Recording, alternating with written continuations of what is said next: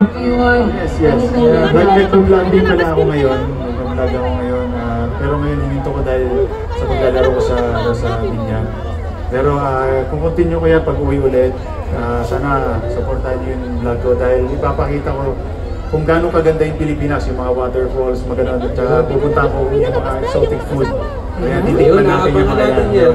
Speaking of beautiful places in the Philippines, kakadating lang ni Mark, no? Dito sa Riyadh kanina. Pero so far, how do you find Riyadh? Binabaha pala rito. Ayan? Kaya nga. Binabaha ng mga Pilipino. Grabe. Binabaha ng mga Pilipino. Grabe, solid kayo. Grabe. Kahit saan man tayo pumunta talaga.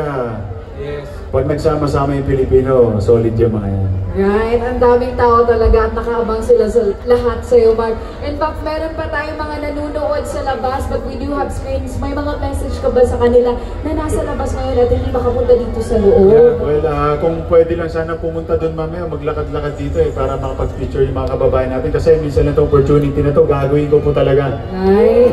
Yun. Iikot po talaga ako mamaya, papayagan ako nung promise. Para sa inyo po, gagawin ko yun. Ayan. Baka makita natin si Mark mamaya mag-iikot-ikot yan to check what's inside Oswego Park. Nga pala, speaking of what's inside Mark, you may also invite others to go to the other areas of the Oswego Park. Bazaars. Ating mga areas dito sa loob ng Oswego. Meron tayong bazaar, playground, ang para sa mga bata ko.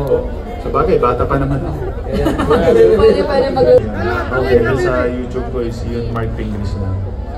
Abangan natin yan, i-follow natin Sir Mark. Ayun, ano bang focus sa mga vlogs mo, Mark? Halo-halo kasi. Minsan nandun yung team capsat ko na naglalaro kami. Yun. And Mga then, capsat din. pinapakita ko talaga kung saan ako galing dahil hindi ko kinakaya yun. Galing talaga ako sa probinsya, galing talaga ako sa palengke. Talagang lumaki ako sa palengke, naging kargador ako. Kumakain ako ng palaka, gano'n, nanguhuli ako ng mga ano.